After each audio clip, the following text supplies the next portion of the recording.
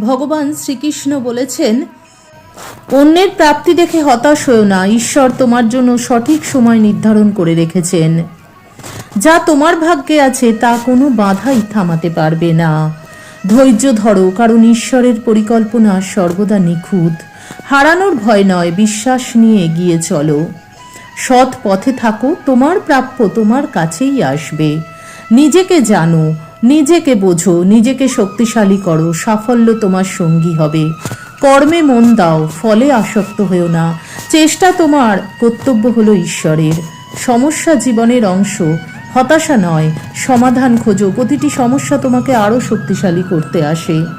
সময়কে মূল্য দাও, প্রতিদিন কিছু শেখো। জ্ঞানই তোমাকে সাফল্যের শিখরে পৌঁছে দেবে। বিশ্বাস রাখো নিজের উপর, ধৈর্য ধরো, এগিয়ে চলো। একদিন তোমার স্বপ্ন অবশ্যই সত্যি হবে।